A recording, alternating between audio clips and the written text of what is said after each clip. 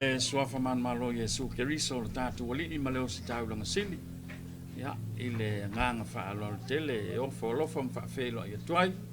Fa ta lo fo ile mai mo mai le pule anga sa mo apia mai ona tai tai. Ya mai ona fa ululunga. Se yo o lava il fa na witi. Fa felo ya tu le tatu o tulu ma sa mo o porto. Ile ngata ile o le tu vai le tala le lei. Au fa ngalu nga tofi le tua.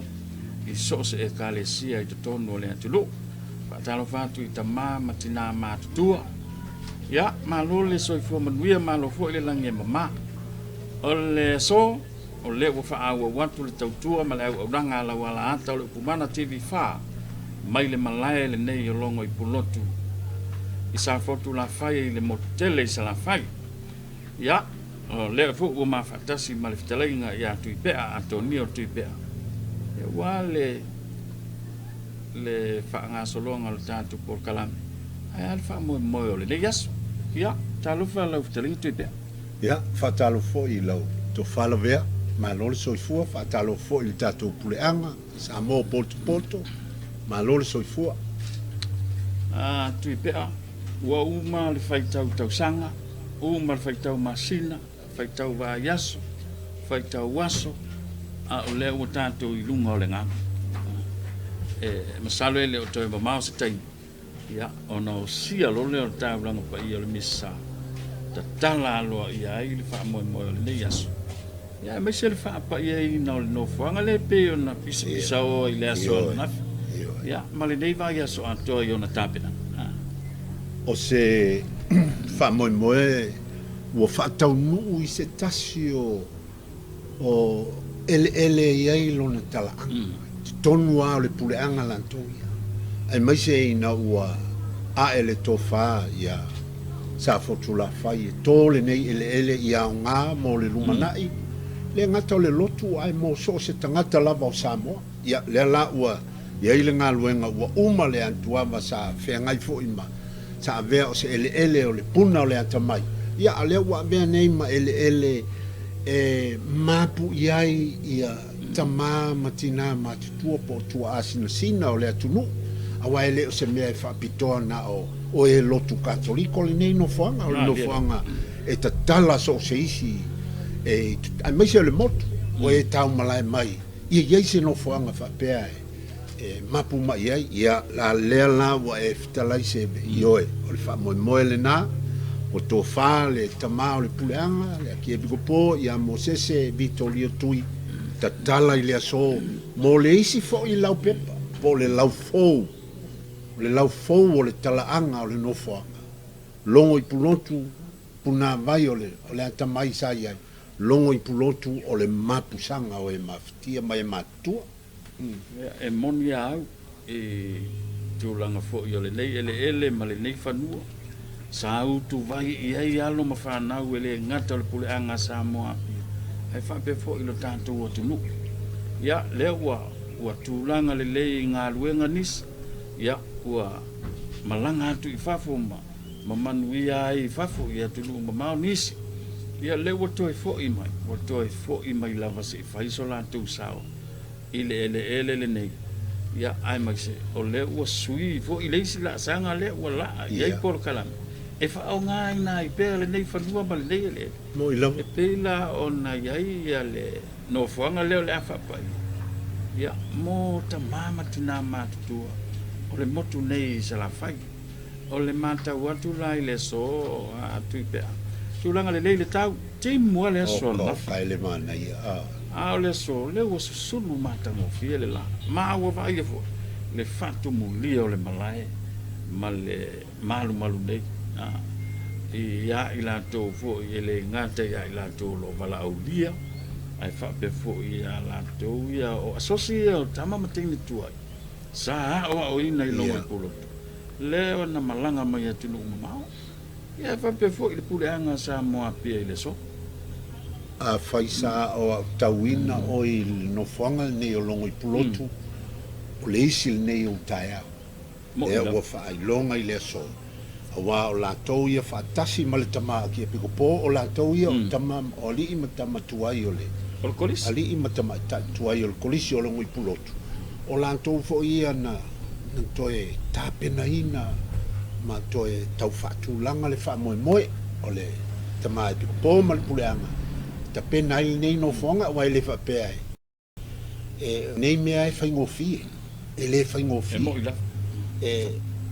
o le ngata i whonutanga ma tau au fianga lu ngala lo ia le lava o matua i le ope o le opu le lava o ai uia ina iai ni poala va wala so se fala putonga ai ua tauivi mai lava li i matamaitai tuai o Logoipulotu fatasi ele ngata foi lai lea sebe ala vea a onisi foi o company onisi o fala putonga wa iai o la tu sao le atina engal no mai o te talitonu o ala vea ele muta i le fia sosoani o le saufainga o tangata o le community o na ua ai ele o se wha moe mo na o se lotu le ai o le wha moe e te tala mo so se tangata paula valea o tagata matutua fia maua se malolonga ma suinga fo'i o le whalongo ia le aungale o le Nofoaga ma le whamoa o le moli mau le anisi o i latou na mana mai fafo i le asona nafi ia ua toe tu ma toe tilo i tua i le tau a mata mainga o le aonga ia ma le tau wasa ina mai o le kolisi fo'i le navai tau ae ua toe fo'i ma le taimine ua te lea le suinga o Logoipulotu ua te lea suinga o le vaai i le amatanga o le Nofoaga e mai se o vaaiga fou ia ua tau mai pe o ina e moni ai lau fitalaina tui pea e o foi la i le nei manu mai e se foi atu langa sa ia i mo le manu ai koe foi mengi e ua ia malulu ua pungi uma pe o suinga te tele o le tau mai e le o alunga e kua o le la anga i luma mo ila e la sanga fo o le tau mawhainga o le nei Nofoaga a o le meta ua ia o ngā le Nofoaga ma le ele ai ia se isi me tu atu ia o ngā o le wha moenga umalingana toi whalelei ia o ngā ia o le ale wha moe au ngā ia o tangata tina matama matutua o le atunu ia o le ala ua o iai le wha moe le so le ala leo le telton moe o le autova a mai o le atunu e mai moa ma mori mawina fo ia le te talo whaapitoa e te tala ai le wha moe ma momoria i luma o le tua le wha moe ia ona tātia lo lea i le itu a inga o tamaitai sa ua ofo ina lo lantou wanga le lei lantou te taua bea le nei Nofoaga la vea e mo ila ia pe o le tūlanga le nai o i lantou fo'i o lo faitaulanga mai ma alo lofa mai ia o lele i Faapaiaga ngā luenga a le moli mau i le asona na fila i le solo mai o le lupe se mai male ia le fo'i matau atu i le so i le au vala audia le o whaaka mala ho le masi i mai le vala ia lantou o lo nau ia le mai o le taimi ia a mata i lo le pokalame ia o le sau ale mea lofa ia male ua iai tagata matutua ua whalongo pea e sao lea le vea ua le ua amata ona whaulu mai e fia awai mai sa o loto e lea i se tau o lau whalongo lea ia i lea i se tutongi o leo mai o tagata matutua i nofo i nei ia afua i le vaai i le mapui whangalega ia aua e asiasi atu le whakasa asiasi atu le kālesia me tisi e kālesia le upa ia waso i ngata i maisi e kālesia e asiasi e tu sa pele o iangi o lātou tanga e fia e o e ave me alofa maasi le Nofoaga ia o nisi e malanga tu lava i salawhainei ia le la ua whaile Nofoaga le salawhainei ia lona ui e le toi o mamao lātou la ua whaingofia o le sosia ma le tamau ai ia le la tafe mai i Logoipulotu manai o le o le mea pito siri na tāua. Mana tua fo i o le mea le nei e wha pe le e wha ina polo kalame o le tau. Ai vi ia le li o lea uana au mai se lao le le. Sa oi. Sa tatu ia ia nafi. Tol timu. E o ana po. E o nei le mabeao. Sau a timu. Ia le o mai nei le taimi o le whamai. Ia tono lea ua. Ki sulu le langi. Tatu tilo fo i se tatu. Mante tu le alofa maleanga le lei o le tua i le whamai moe o le talaina o le Logoipulotu. Logoipulotu. O se ingoa pei o se upu whaasamoa. Ai pa ia se winga na awai le whatoa whaingo nei a Logoipulotu. Mai ai le amatanga pe ala vea. Aliela.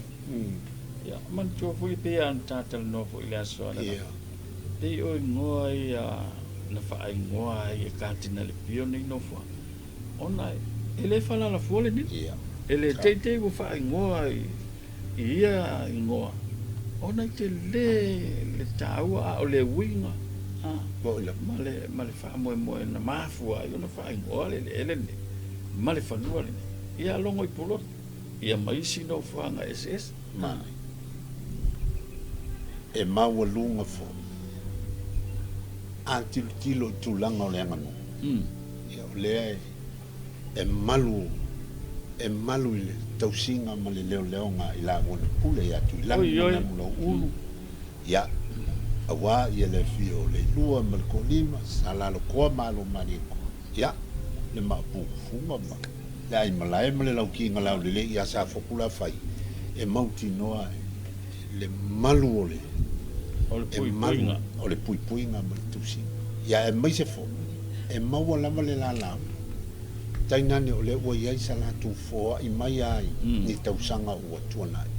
Sa lātou fōa i e whao ngā e whaiengi polo kalame le lei mo le ulumana. Ia, ua uma o aonga, ua uma atu isi polo kalame sa. A lea la ua sanga i nei sila. O tua asimisina i o le antausia ni. Ia, whamanuia le tua le launga ia i launga puli. Ia, ua lofo ia fua mai maunga manuia o sa o le lei. O no mainga. Ia. O le akafe a kua i Logoipulotu pa mangu ia na.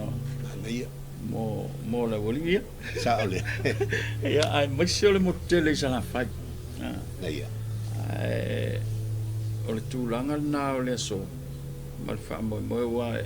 O le taulanga pa i o le misai o sia lava le fionga le aki e piko po. O i le fui pese leo sa unge pese al misai. O le fui pese whapitoa le aki e piko po le o iei nei. O i lantou o le au ainga o le aki e piko po mai sanga tersia i leo wa.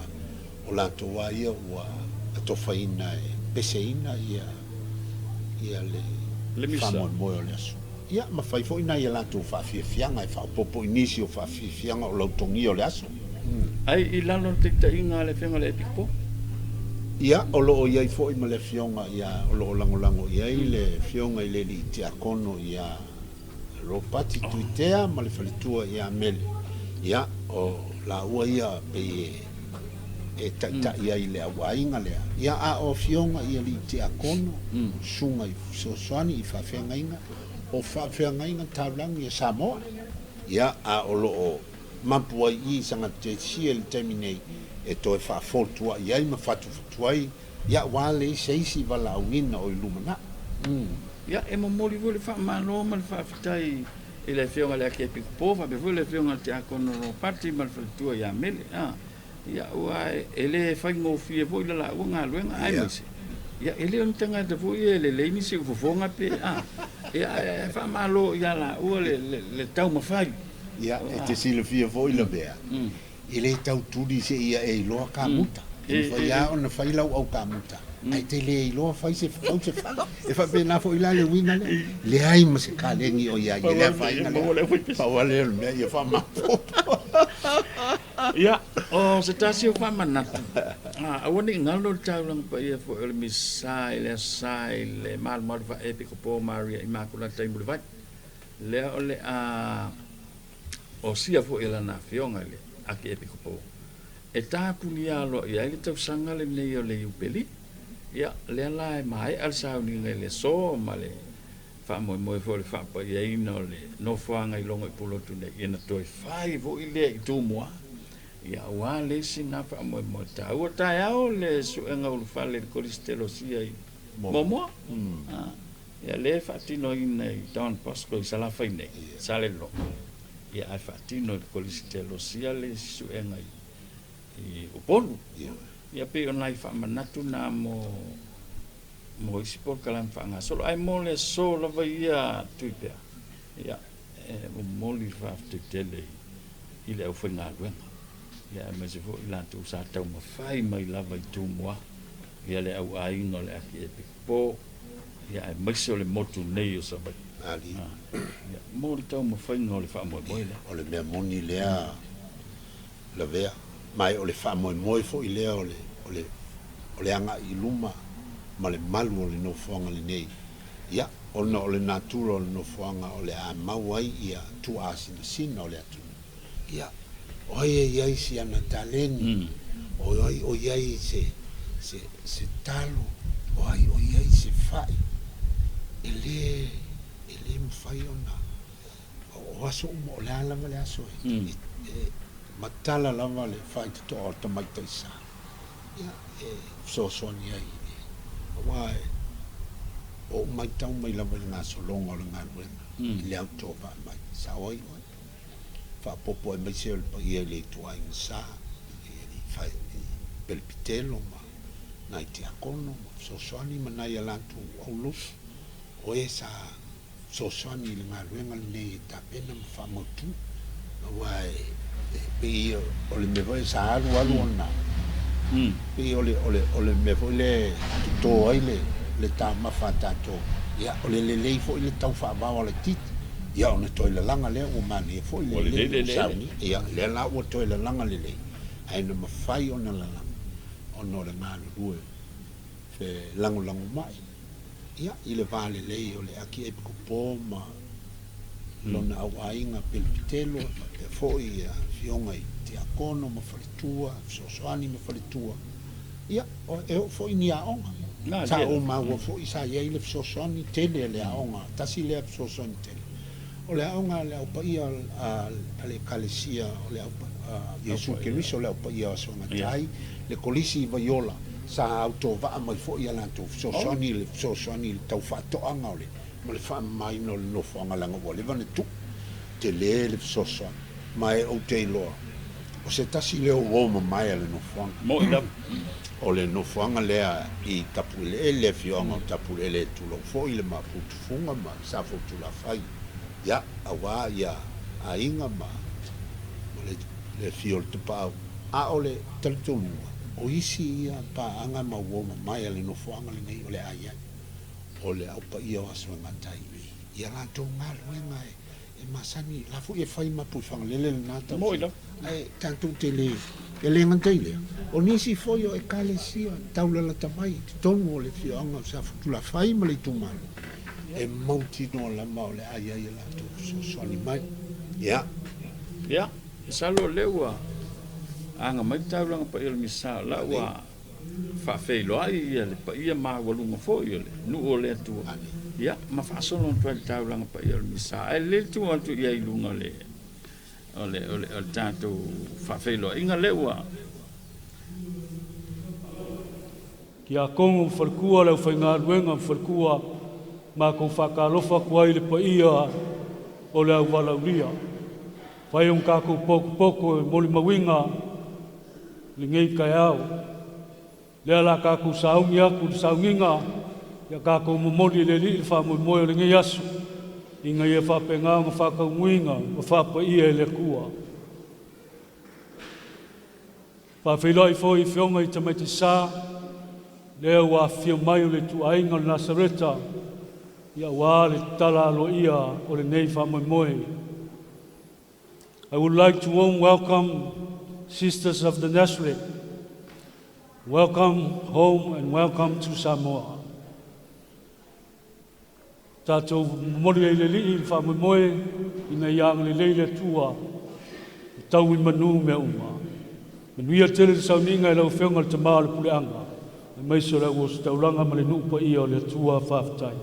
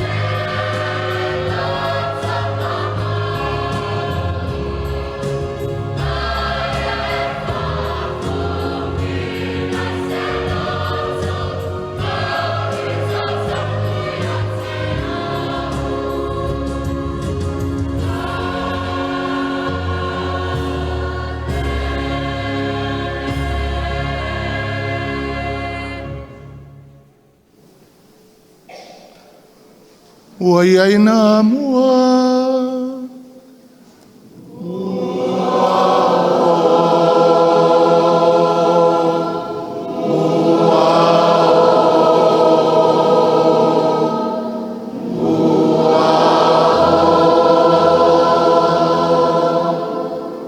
Ua iai nā mua.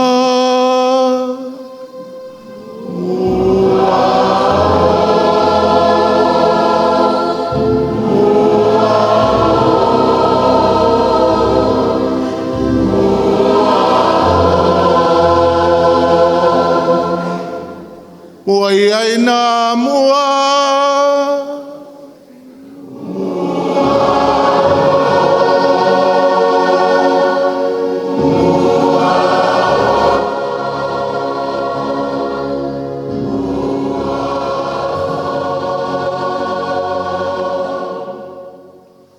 Le swafal tama, le alo, ma le anganga pa ia. Ia whātasi le lima autou.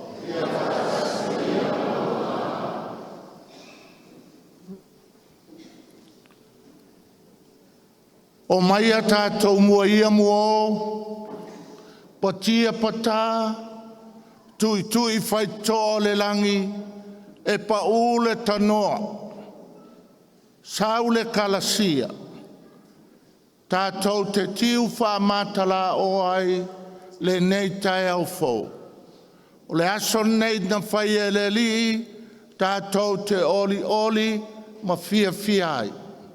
Aso nei e toi pese ai, namula ulu pusa fonti le pese, longo I pulotu siva, toi pese foi le pese lea, le nei aso. Tātou te ave le whaftai le tua, I mea le lei, wa ia whaia I o tātou loto I whale tangata, a le sio manga, o se o tātou motu nei sa la whai I pule ono. A fio mai, maliu mai, susu mai, tala mai au. Pa ia whale atunu, a fio mai. Pa ia whale malo, maliu, susu mai, tala mai au. Pa ia whae kalesia so se whata whai taulanga, o tātou nunu ma po noi le langi mole, whamanianga le tua, a whio mai le au whenga luenga ngā lulue, ai maisini o tātou uso matua whawhine se la whai. So I fua lava le tua, I so se whata whai taulanga tātou te pese ai. O maia, ia, wa umana whātālofa ia le tamao le motu whawheloa I tātou ia le koe whāluolo ko fia fia.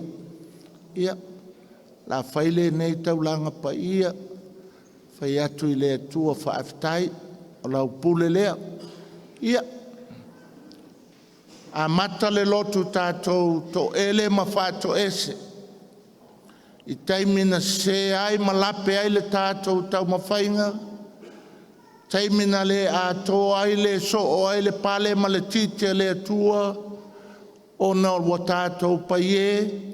Ia, whai atu le tua e mai se whaamanga longa mo oe maa umai tātou umalawa. Ia vea oe maa umai tātou o suli o nei sākala meta pa ia.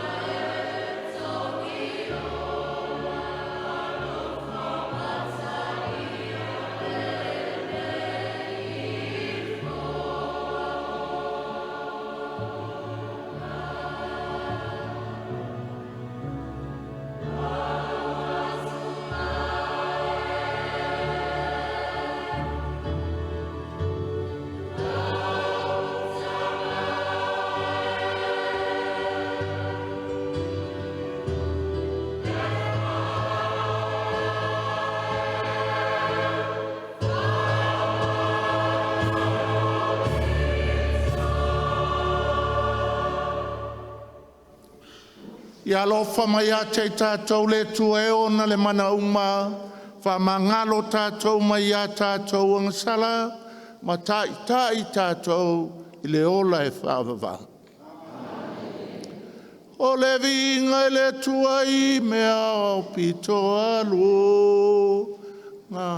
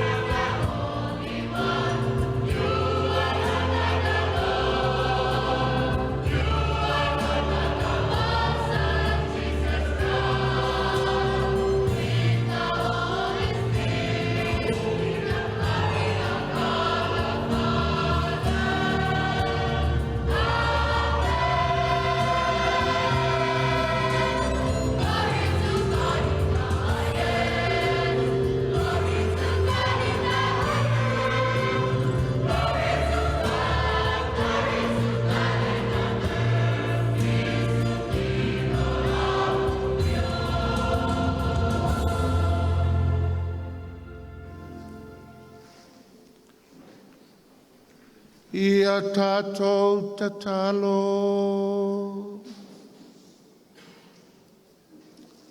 Le tamai o e lavo le alofa muti vale. O e alo ia pe i mātou o lo nuu. I lo mātou savalinga le ola whal tangata. Mātou te whafta ia te oe. I lo wanga le lei ma me le lei. E foa i mo le mātou motu ma le puleanga. E whasa loto ina i mātou. Mai le fili. Ma mai le loto toa mātou te au na. I le lofa ma le file mu. O la mātou te talo lea. O no ke liso lo mātou ali.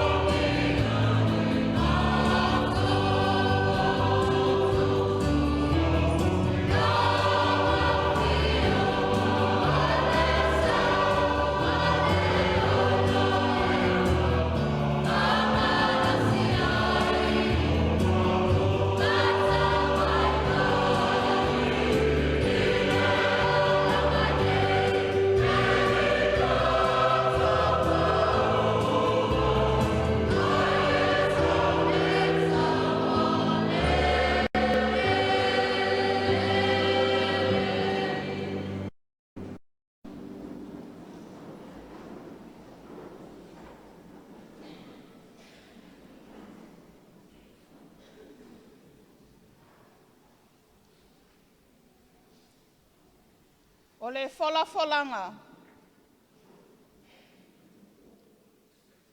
Roma lona matau pue fitu. O te folafolaina le whaiupe se funu ma le valu. Whaawau i le whaiupe lua se funu ma le lima. O le matua, o aise la veai a te au. A i le tino o le ne yoti.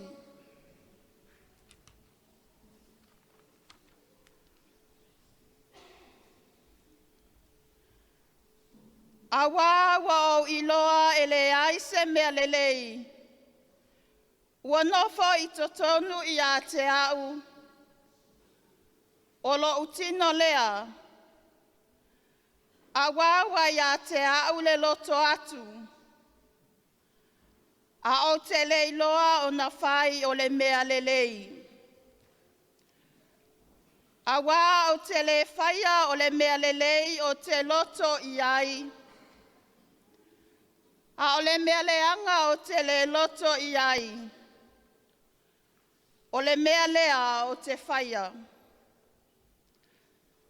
A whai foi o te whaia le mea o te le loto i ai. Wa leo au e to e whaia. A o le angasala o lo nofo i totonu i a te au. O le nei. Wa o iloa peisea i se tu la fono wa i a te au. Pea o loto atu i le lelei e whai. Wa i a te au le leanga. Awa o te fia i le tu la fono a le atua. I le tangata i totonu. A ua o iloa le tu la fono ese i o utino. O lo o tau le taua i le tu la fono a lo o maa fau. Wa fai fo ia au matangata o taua i le tu la fono. A le angasala o lo i lo utino. Awe o au le tangata maalaya. O aise lawe a ia te au ai le tino o le neioti. O te whawhetai lava i le atua. Awa o Yesu ke riso lo tātou walii. O le nei foi. O au nei lava o te au i le tu la fono a le atua. I lo uma fau. A le tu la fono a le angasala. I lo utino. O le upu a le alii.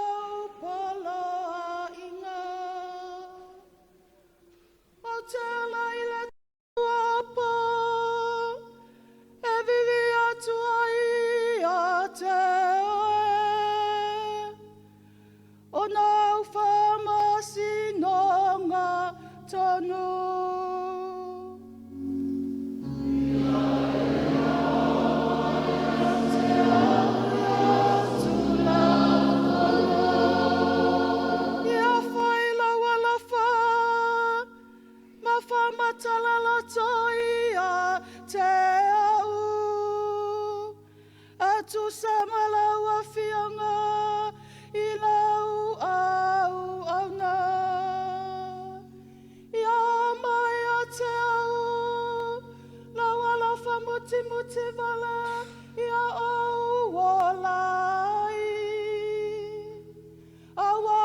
tulafono o la ufia fia lea.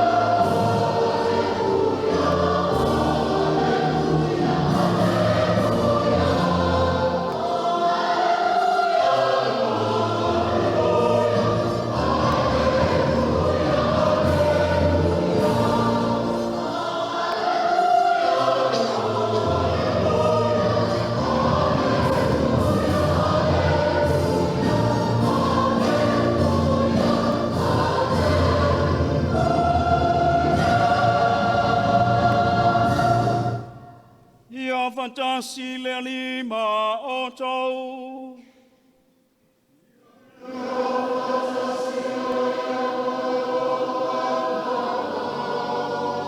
O le fulanga male mngilia pa ia luka.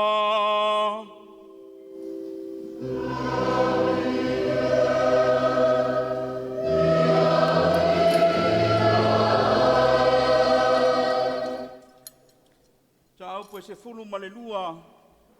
Fola le lima se fulu ma le fa wau le lima se fulu ma le iwa. Won to wi loa o na mai tau wina le amia o le langi ma le lalolangi. Sa foi le mea tau te le mai tau wina ai le winga o le nei tau sanga.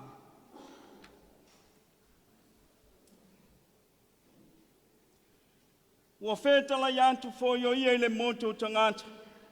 Pea o to wi loa e aolo o anua e sisifo. Non tau whaiane lo lea, a nei e ua ona tau nuu foi lea. A ni mai foi le tonga, non tau whaiane, a nei e la, ona tau nuu foi lea. O tau tangata whaafiami o ton, o tau iloa ona mai tau wina le a mio le langi ma le lalolangi. Se a foi le mea tau te le mai tau wina ai le winga o le nei tau sanga. Se a foi le mea tau te le fili ai o tau I mea tonu. Pe a lua o I le alii ma le ua moria oe. E tau mwhai lava I le ala ina ia o lua le lei maia. Nei toso ia ia te oe le whaamasino. Tua atu foi le whaamasino ia te oe le awau. tuina atu lea oe lea wauna i le fale pui pui. Tu fai atu i atoe, te le toe un fafo lava, se ia matu tupe uma lava. Ole talalele ia leli.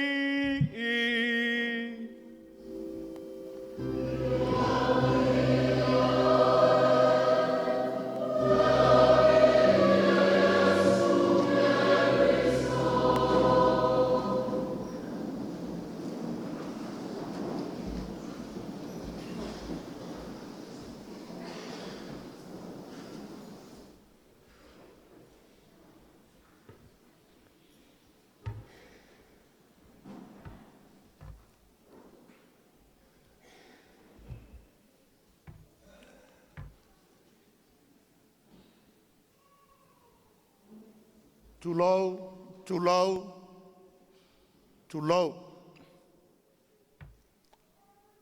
Sa mo poto poto. Pa ia fale atunu. Pa ia o puleono. A fio mai e o falangi pa ia ele malo. Ai meisele pa ia fa e kalesia. Wa au fanga poto poto.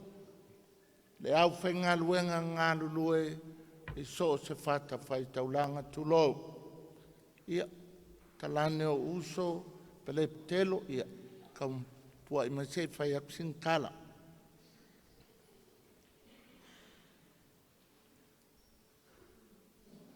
Ingo wa kakala mapu i whangalele, kasi iwa fikus fulu, o sao ea wala whai.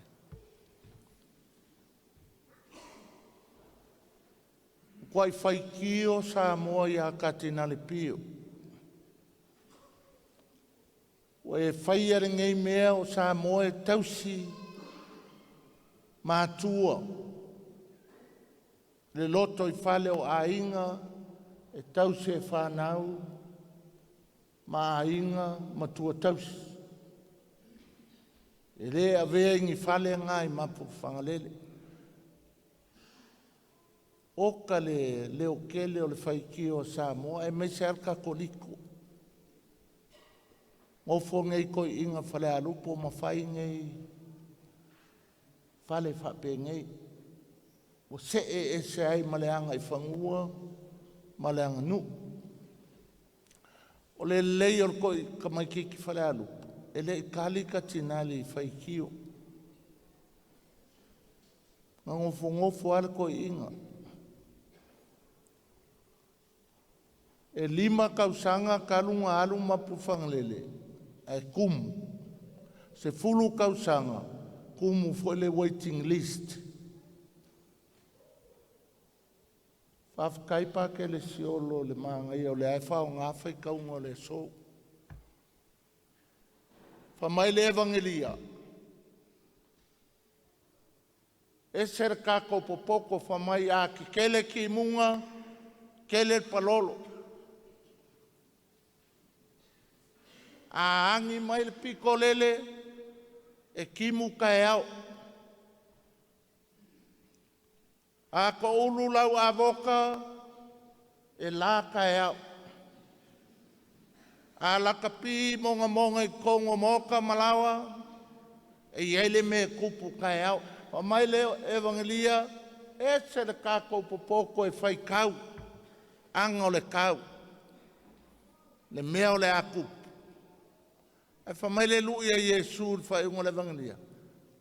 Le hai mea ka ki kilo i fua kai au. What about here and now? Le mea le au ki kilo le kaimingei. O le ase mea ka kou ke whai i le kaimingei. E whai kaunga mua whai mai ka kou ke pakia paka. Ma kala ngo yanga ma me whai. Ma kula fongo. Ai kaula mea umai le alofa. Ia kaula mea ka kou ke whaia i le alofa. Ko e koso mai ka kou le evangelia sangato luka lenga fola il te akono. Ku le whaamasingo ma whaikala e ser kako poko e leipo ka ngakala ku mai o. E koe kusi mea ia kako. Look here. Look i ngā i. Le loko i whale. Ki kilo le mea kaunga whai kaimingei. O le kala le e ko o kolu kanga ka o le fia le aso ngai i a laua malanga uma le langa. Mua o pio tau finu. Ai ua fia ko inga wa mua o nga ia nga tanga le mata o le vai. I ele o fui fatu. Whanga uele kolise o Logoipulotu. Leanga raninga e kamai kai sao le Mission Sisters.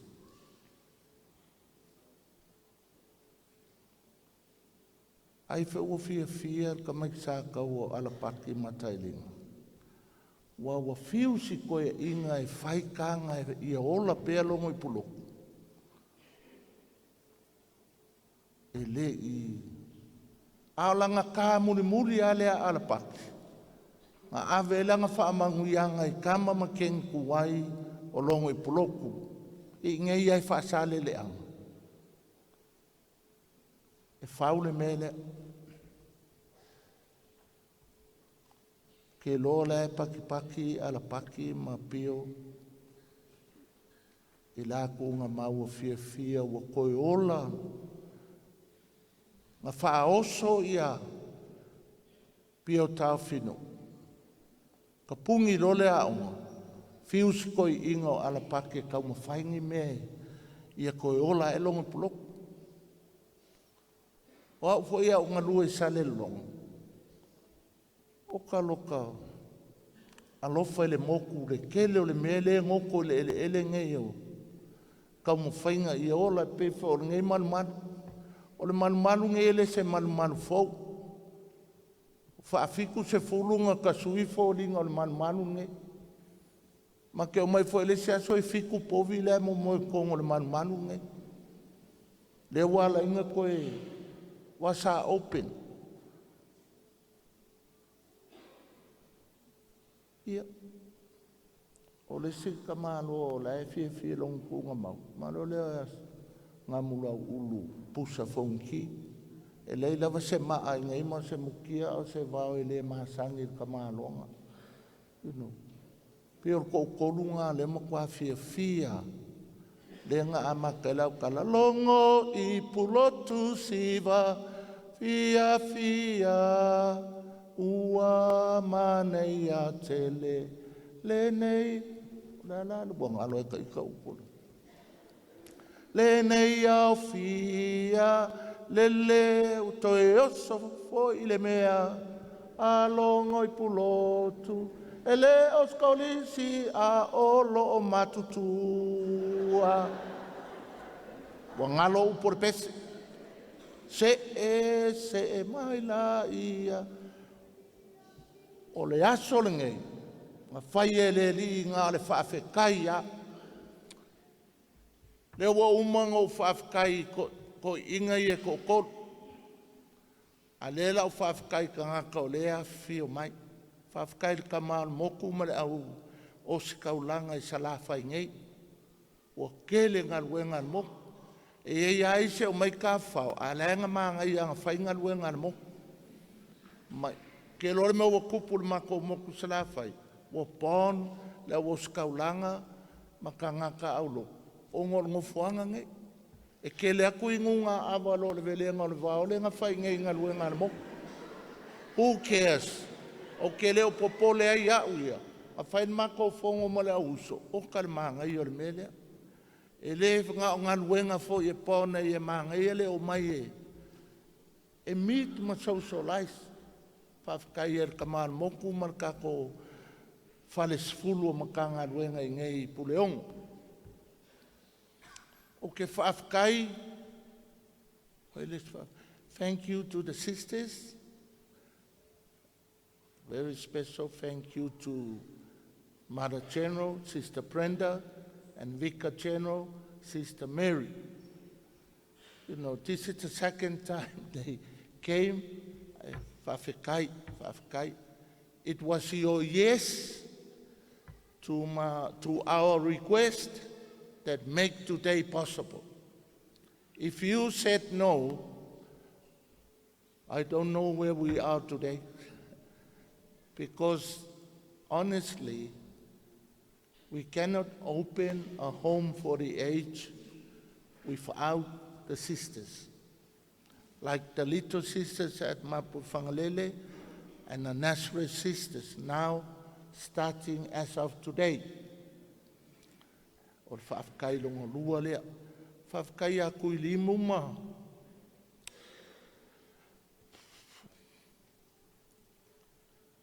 Kama kuai e longa inge la whai. O ka le loko koa hanga ka ngei son. O maka maingi usila ke minga lau ke. O ka ko ke le o kama makeng kuai. Nga maka lo so nga kupel melia. Wa kunga sola ese. A whaia ko le loko kokoa. Kui limu o fili le laulau ma Pauli Manson.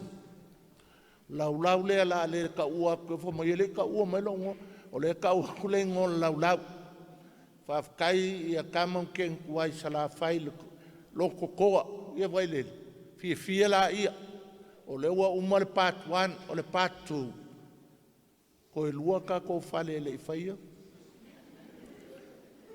Ia ka ko mai loe ran le mea mangai ka mai kaisa e le ku kapo sa e whai me wha o le team e umangele ko mingio saingi pepa ma sister i o le mali lienga o le mea lea la whai whakas sai lalo lavo o katinale le raningai o enga ready lo kapo sa 3 years later ave lo little sisters la walwa ya ia se ready ngai kaposa se ko kele nka kaposa ia avelo mala ko ngo fuang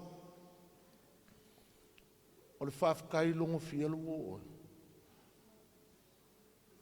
whaakai ia pakele sioloma sa fokula fai makanga luengo St. Francis of Assisi e whaavango ko wafia sungu la awele wakele o ka ngaka ia ko a fio mai, o le ngengo whonga ma koi pāwawa ma kaukia. Hala ua maanga ia kako. Sanga whai e pe pākere. Sa ko kisi kia kui ia pia pe maanga ia sungu pe kako me ia ingai. Pākere pe kelo, pākere pati mai sale longa pākere pira. Sala valu ma iwa ma.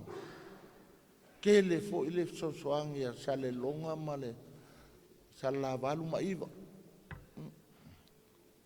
o le ponga o kamanga e vavele ingu ava al kuai o le mea ia la kak whaakai ai whaakai le pakele o le whaakai longa wha whaakai pakele pe kelo malau mua ile o le pale iluma inga ave le moku 5 sulua fea pakele pe kelo e fai ei luma, o le pā kuaia, ai koe lift me up le face o le pā. Whaakai e le lau mua ia taun posko ma pā kele mo le mā aulai o. Whaakai whai alo paki ma mele. Ma le mako a inga mai o i Yesu ta memea. Mo le whainga o le pā le ka milo.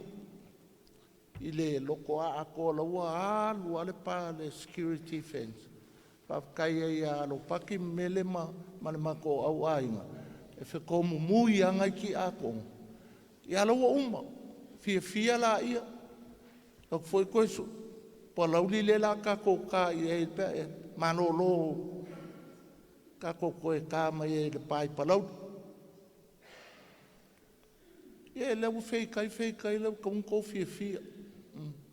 Whaalongo i ko mui a kama ia e ka ume lo paki au mai. Ki a kongo mo sosoangi a mai whainga i paele ni menge ma koe whai. Ia wikau sau lunch al pusa mamoe mal murpipi every day. kau kākai la lor fko mui. O lau kau kul moe me le waa ele sias. O wharango o kalango sina ma markanga ka au wala. O le whaltua ia toa. Mai iwa. Whaktoa, bui. Ka ile leile. Ea. Pei anga mai o ele kua I ka ke mit le waa. Ea. Ai la ku whaingai ka māno I ko aulo. Wo kilo kilo kua ilo au ainga. Pai e loa lea ko ngā mai mai. Lau whengo ke lea sawa e lo ke mai. Alua lua koi ki ama mai umarwai aso e ka siki au le po pai e o ia ke a kongo mau. O kango a whaalau le lisi a iwa e whake atoa. O lau pesta I mengi o le au iwa. O whonki homa. O tofi e lia. Tofi lau e lia. Tofi lau satani. O nu sa ngele. Ia. Masimi. Le au angae sefo. Aiwa ai. O mai au kamanga e vai la le alu le pa. O ka moe. Ar melenga whai e la lau whangau. Au ole wha tope tope. Au ole. Ia. Ngale o mai au kama iwa ia koso a ka moe. Paka es. Ar paun me ole angai. Wa pala lau vale lau whangau le au iwa le. Me se a e lia ma sa kangi pe e se a le mano losi o la kalai whai. Ia, o kanga le whawkai ai, o le asor ngei. Awar koe ika ses, ngā le whawhekai ia. O lau kalalenga whai le kamakuai a Logoipulotu, whai fia. Awar koe ika ses, po angi me kukupu, o a fo ingi me e leilo loa, la e ao le langi. O le ponga Nofoaga nge le pa ia le malu le au fia. Pau ange Nofoaga e whai vai o mea, e sa babadi ala kou.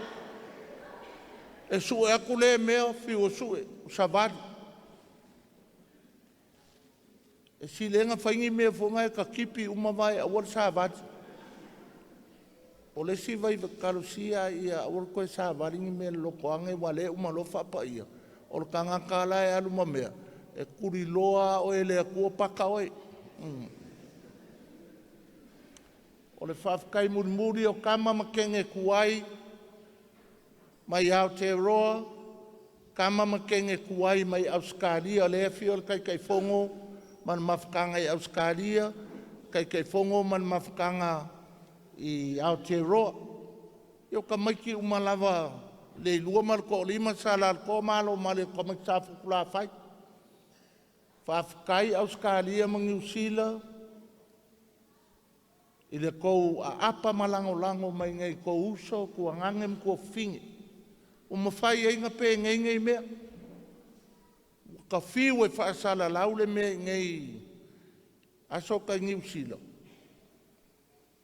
Ngā sau ale me whangai, good luck, all the best. Papea ngā fwoi ngai usawai maupon. Mā ngai a kou mea ngai whai. Au ke le fia whai. Whai e pe o kou. Pe o le nganganga I ngai usawai maupon. Kalo si au ngeo wai se so ka ngakanga I ngai le asol ngai. E ke ua ngau mo I e lo marko ko lea. Ia o ke whaafkai le mā ngai a ke loe e wa ai mai lo Auskalia ua kule e I a apa mai. Whape ngā fo I Aotearoa. Vai ngā mako a mai a whai ni mako kausala I le kalakua ngā pō. Whei kai a o unga represent u pō. Paka mon mako lima suruafe. E ngā le whaasiva. Ngā ongi usila Auskalia masawai. Ia maa ua le ngā represent mai u pō. Le anga wa mio a le fo ke whai me savai whai me o ke langi a le e ki. E whaira kausala mai o ke siva mai u pō. Whawkai. Ia le pa ia o le awalauria le a fio mai. Thank you for being here. O le anmanga I o ngei me le a fio mai pa ia ma le malu o Samoa le kala mai au. Whawkai. Whawkai le kou ma au ma le miusia whaavangolo kou kaimi ka kou ke, o le whaingo fie i o le pokalami, se kuaku pei, le au vaenga le o la korong, o au ia ngal whasa al pokalami, ngale umaka ko, e sa ka valenga o kongu wai poloko, ka kou sa vali ai le fi sa vali a fio lau ka vale, o akuloa, o oki lipinge, ia, Faapaiaga uma ele awos kaulanga le vai sa le loko ai ngau ka. Ia, alala lo ilalo, fia loa. Markau mafkanga, ele ai angi mekele. Ngale avele avango le malo mo se la koukala, avele avango le kaposa pule, Sister Brenda, pauanga, au mako, welengi kala ngale, seva kua le pupu male, o le vave i o kako pokalame o kokso sola fa mole e vave e lengi mea umi o mo sese o lo ngō mo sese fai mea pupu u vito li o tui 1% tamai tafot ia walava ia kala tatou tutu lai mo tatou talusanga whala wai tele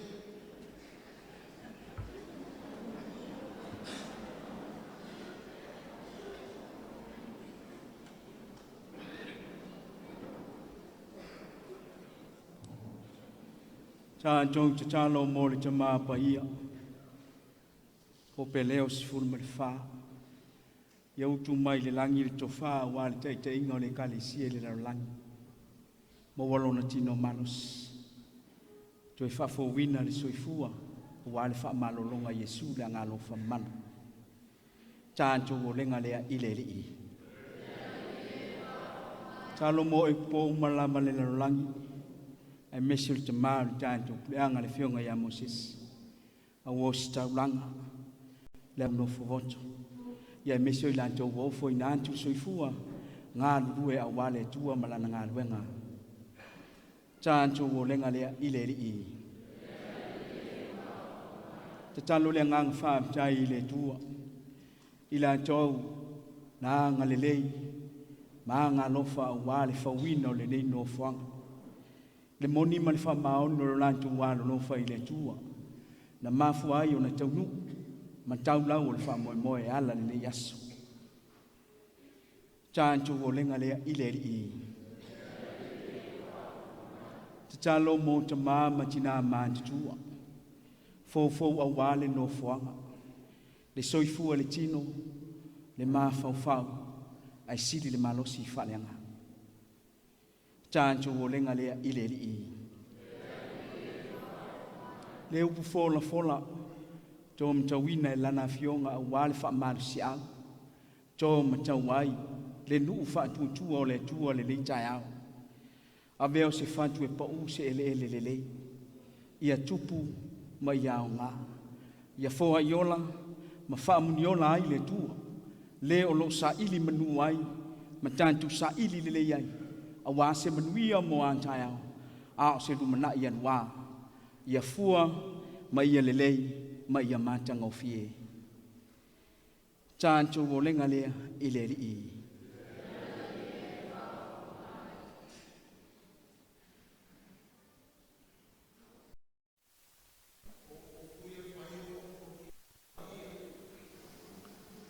O le sangako leanga Faapaiaga i loma o le kamaikiki sfuli ma kausanga. Le asofiko setemo. O langa ia kakalo. O le eukalestia ma le kinga paia kakolea kakoliko. A le sefulu setemo. Ngaka vale ingai ia Charles Kirky i Amerika. Ai le lo popi. O le polokisanga. O mkua i ka aolanga upunga whai ai ulai la ua vevesi ai le polokisanga. Le whamai ka kou polokisanga. Ka kou ke le whaaloalo ki ngā o Yesu. Ngā o ka kou rikoa. Ka kou kwa kauriar ki ngā o Yesu le aso kisimas. E pi ai Mary me whongeo persepe. Ngalo ke ul kala kama ele sia so e pia I mari. Alang kala lenga ele fail katoliko mai ka ko Protestants o le kali o ka ko fa Afrika uli o kinga pa ia. Ia iulai au kuse te mafanga kanga.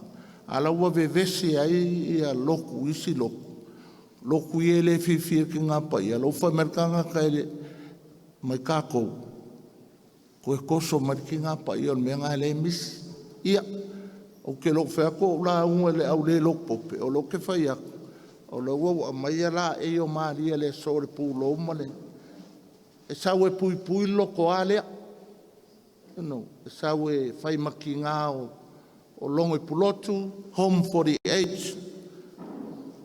Manuia Maria, Tagata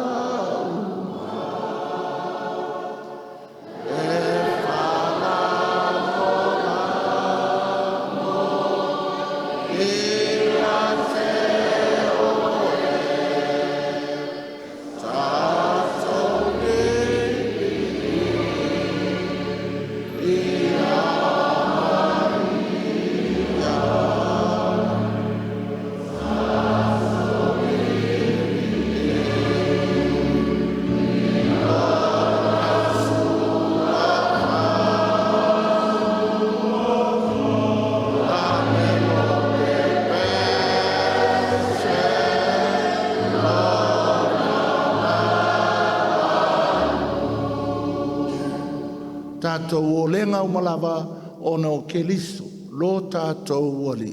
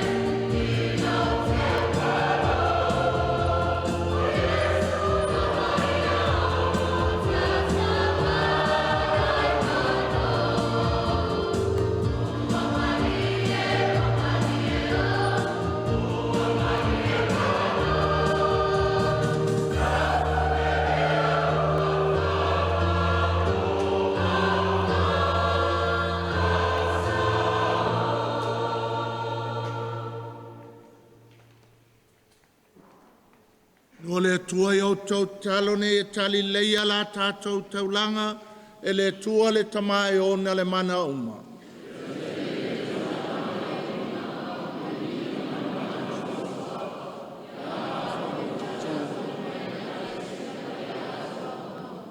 Le lie, e fo ai lo walo e tō tasi, whasao loto ina i mātou o lo nu o lau whanau. I talia ma le alofa le nei taulanga, o le mātou loto whaftai, o no me te tele ma mele lei, o e whai e o mātou sio manga, ma loto i whale tangata. O la mātou o le ngalea, o ne o ke li solo mātou ali.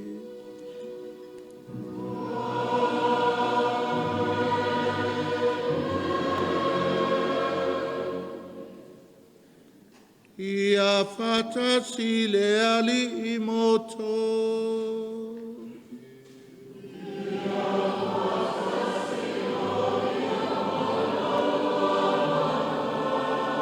Ina sia i o tau loto.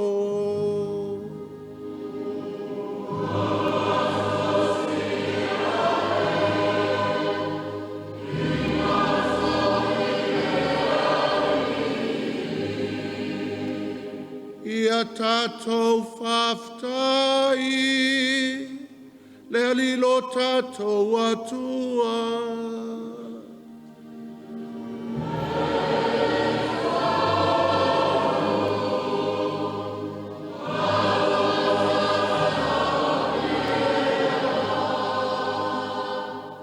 Le tamau le atua soifua whawau e ona le malo si malawa. E mitanga whai a e o mātou, le fia whaftai a te oe. E le fia ngai ma o le mātou vi inga, peitai o le mātou mana o ngā fia whaftai a te oe. O lau me alofa lava lea, o la mātou talo le whaftai, e le whaupopo ina i se melo sisiliese, a watili ana mātou maua, le olo loa lo fatunoa, e alai a keliso. Mafuangi a mātou fatasi mangelo, malekangelo, au pai au mai le langi, au latou suina la latou pese fai tu mau, o lo vi inga.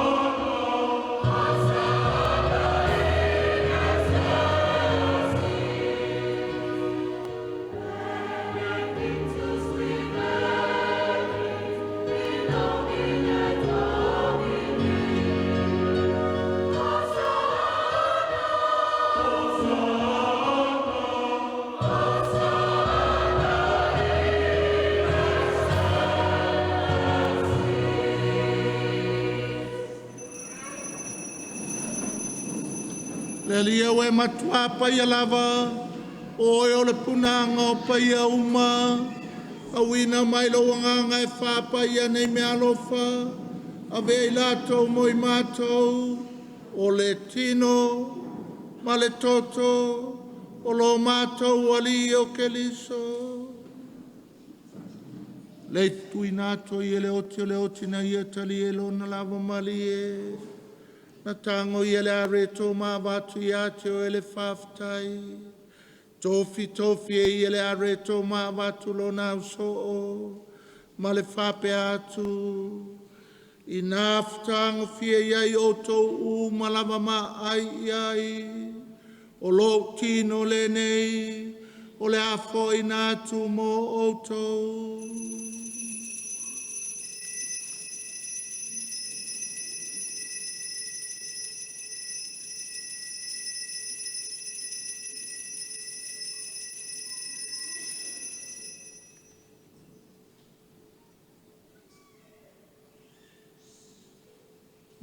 le tau maftanga na tango i ele ipu. Toe watu i atu ele whaftai ma le vinga. Tu atu le ipu lo na uso o ma le whape atu. Ina aftang fia iai o tō uma ma whainu iai. O le ipu le nei o lau toto.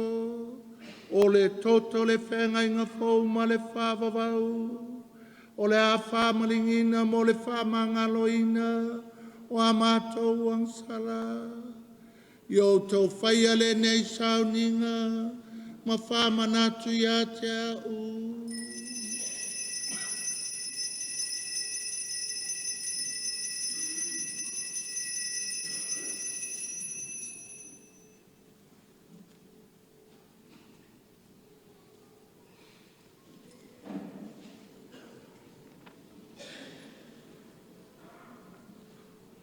Am tungolon maliu malon toi tu mātou te moli ato ele tamai. Le nei are to le ola ma le nei ipo le whaulatanga. Mātou te whafta i ato e. Nuelo i e mātou e tutu i o luma. Mau au na i ato e. Fesoso an mai a mātou uma. O e ua mau tu whanga le tino ma le toto ke liso. Ina ia whātas tasi e mātou, i le māptanga e tasi a le anganga pā ia.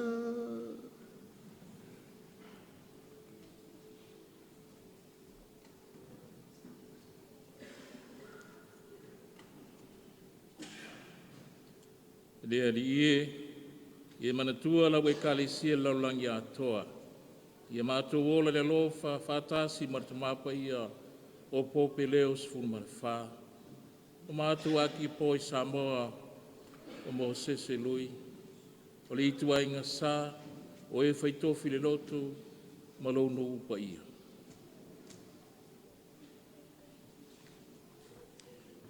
Ie manatua mātou uso mtu whāwhine o fōi atu lo lātou mālolonga, ma le whā moe moe le toi tuwae, ie taria i lātou le mālama lama o lāua whio. Ie alofa mai a te mātou malawa ina ia mātou au ngā mātou te au wai whaatasi le ola whaavavau o Maria le tina tāu pou o le tua i o se fupa ia le wāko stolo ma le aupa i uma o e le whaatino ina lo whirangalo i tū pulanga uma mātou te whia vivi ma whaane e ne whaatasi mai lātou i laua whio i ala atu i lau walo o Iesu Keriso.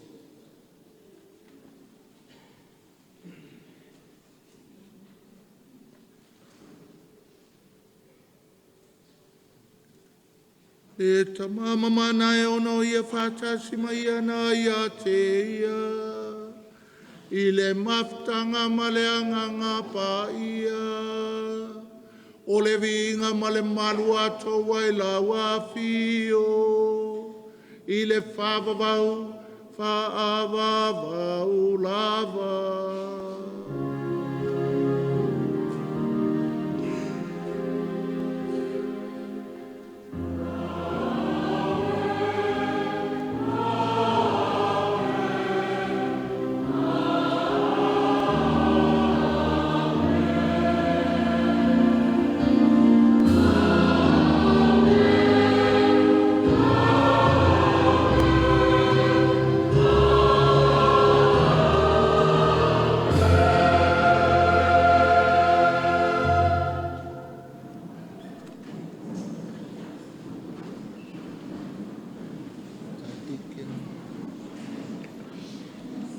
Ia tātou talo ma le whalangolango le tama, le tatalo nā wa o e ke liso mo i tātou.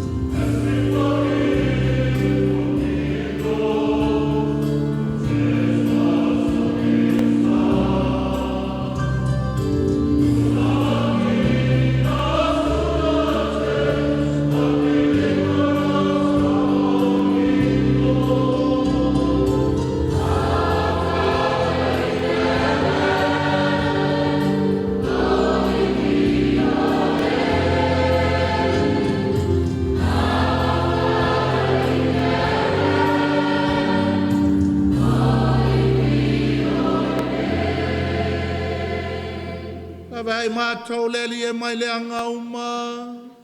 Au mai a mātou le file mui o mātou aso. I loa lofa muti vale. Whāsau mātou mai le angsala. Pui a mātou mai atu ngarunga uma. Au mātou whātatali atu ma le whāmoe mo e fia. Mo le fia mai o le mātou whaola. O Yesu ke liso.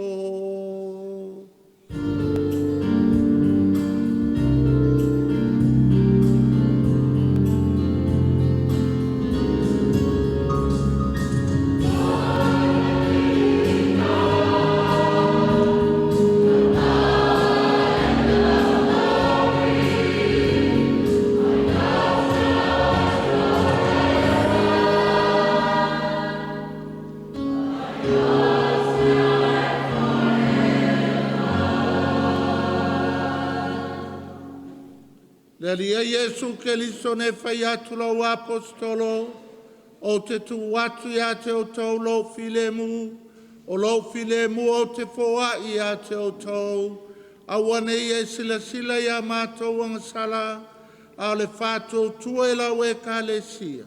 Ma iau mai a mātou le filemu, ma le tase o lo malo, le awa e soifua i le whaavavau lava. Ia ia tau tu maule alofa o ke liso.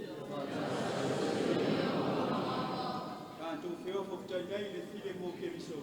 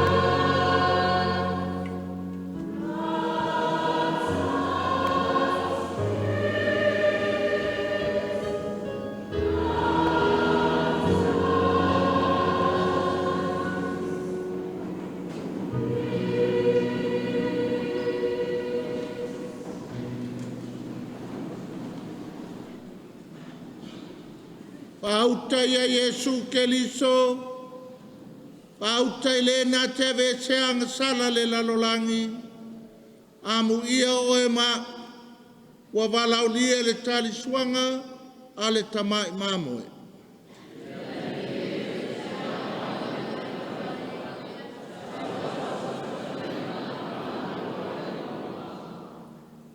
Vertino mal toto ke liso. Maua o mai tātou le ola e whāwawau.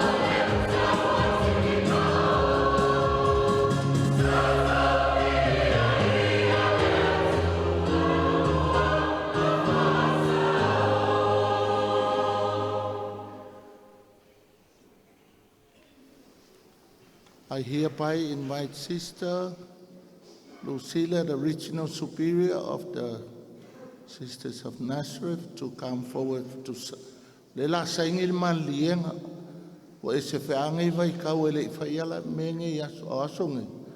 E kau anga wha pepar saingi ke o wharpupui aises.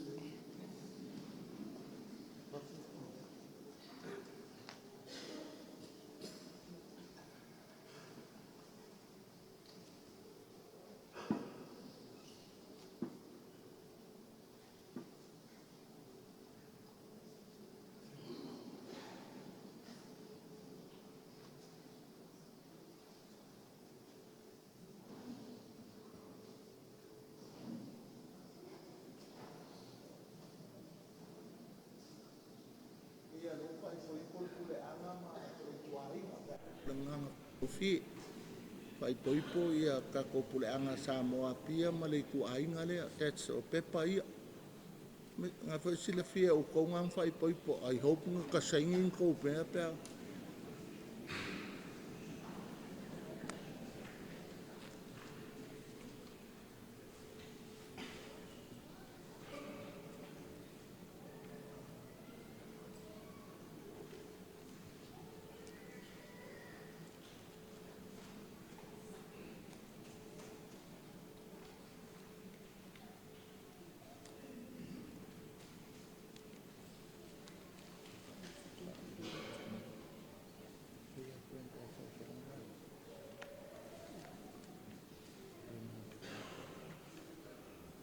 Mas se pati lo o man saingin me.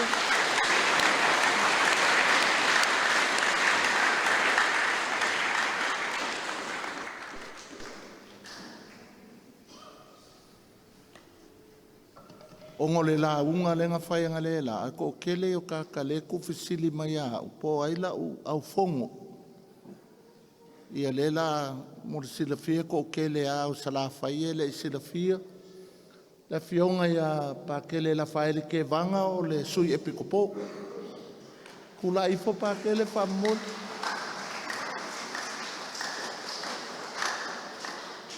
O pakele pekelo une pule makangalenga sa foku le kamal moku ole dale. Pakele Ricky Penat o ia le leva ia le ua faile me faule o le Vika for property mo nga lue whakase ma le office o kupe. Na o fionga pakele rik.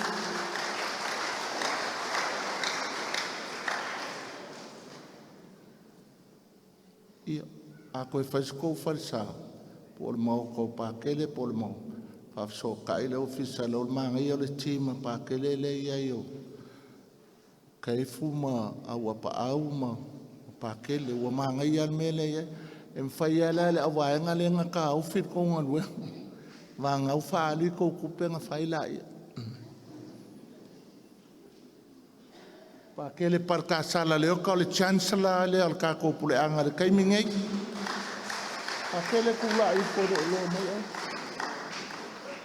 O le ngungu vai o le kula ia i lunga yo.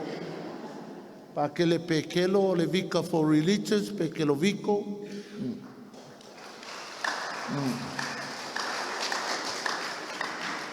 Pakele sangele kuila epa o le ulumakua o la uos kaulanga le eva ia umaku se eva ia umama kou faife au pakele sangele ia o le council la ka o le council of priests o le au fongo le ma le epikopo a yengi me le angal pule anga a wel play mo mala wuri ia nga kua kui i le pule anga. E la le si la la e lua la la o le council of priests ma le finance council. Ia vai le fei kai wale la fa se kula I forka ko finance council a le introduce o ko le e ko kelo pule anga e lo le kangaka I e ki ngai ngai a ui o. Ia o le fionga ia ku se me motiva o le kai fongo. O le afionga ia ali mua, afionga ia ali mua ke reti ali ki o le sui kai fongo. Ia, fionga ia nada o ke le ka uolonga whai o le umia e sainga. Lae la vel mako au fongo i o nada, ia ma au sala turi tuala, ia e lo ingei ia ke vanga viange o le malanga. Fafkai le. O la vaenga la lea, ngā lea lua au ia pisau, ai wakuele me o ke nais mele kupe whaile mele. Kuso le mangai o le team le, e whako mui au ke le la longa kuala, e whako mui o ia pia. Ui au whea ia au apa au ma ka e fue le, e fia sila fo le moku I kangaka ngai e. Le maluma au apa au, ia, kusala la vaenga le o le ofisa, ai o le au fongo la, ma le afionga le chancellor pe o la kou le e ngingiva ia umea ia whai. Ale le se ngiva le anga o le ngiva fia. I le whainga e le akinga elka ko pule anga. E uma loa le la mano lo kasi ale epiku ke umai. Ia whaasanga lo ke le koe sau inge I longpulo la alu lo I palauri. Mo sila fia le la whai le koe police up whamanga ia loko a Ulimasau. Became Murray Center. Became a convent for the o ngalo ke ole ngole kua ngai umike. And then haunted law. Ia le la koe whaifa lei o January kakala ele primary school, another Catholic primary school I vai loi palauri. Ai la a fio mai ka mai kai sa Salesians of Don Bosco e faile laua e saingi folan ma ko pepa Faapaiaga. Pe au o le aso kakala ele primary school I palauri. Ia o le mea maanga ia le angava o ke lopo I ngā maka o me le lei upolu e le lei fo I salafai. Wa maanga ia a kolu loka ko primary school sa foku la faima palauri. Wa maanga ia o le maanga ia koe wha ola pewa I a ke le kako ia upolu. E wha koko ngai o le plan o ingei. O le la ave ese umawhale lima ia lo nguku maleafi. La whake le loko ngai ma koe fo il malae I ofi el malae la kapi. Whai ei ka alonga la koe o maisala whai e whai ka alonga. Ave ese foi whale ia kasilo ko. Whai le whale apa ke le e mapu ai le moku pe au mai. Le koe whaingi whale ia whale a samale ulu o maunga sa foku. La kasi el whale kam whai e paine moku o le ele uma lima sulpa senga Logoipulotu.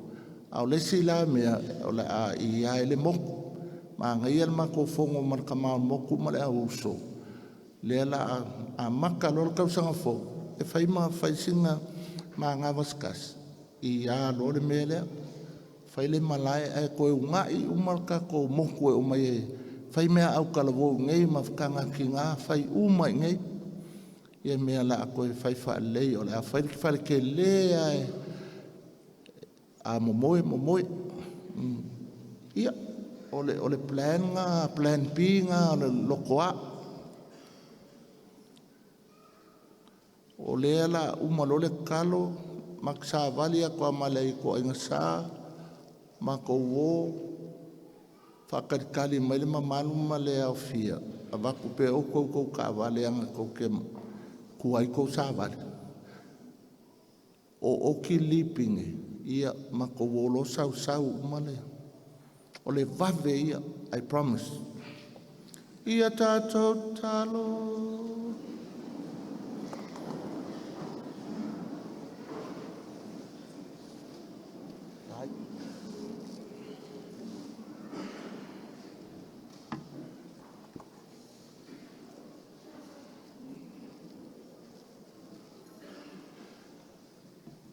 Le tua e ona le malos, o e le amatanga, o e le o ngā tutonu, o e le whai unga o le mātou wha moe, o e mātou te mapu ai, whaftai mō lau mea lofo ar saklamento le Eukaristia, tau mawhalo nu, Au mai le anga le leilea mātou te ola fia ai. Ai whaaftai o no keliso lo mātou wali i. Ia whaatasi le lima o tau. Ia whamanuia mai le atua e ona le mana uma, le tamā, le alo, ma le angangpa ia. Oi utātou te uranga, nā o tui au tau ma le file mū, ma alo whātu i le ri. Lea tau.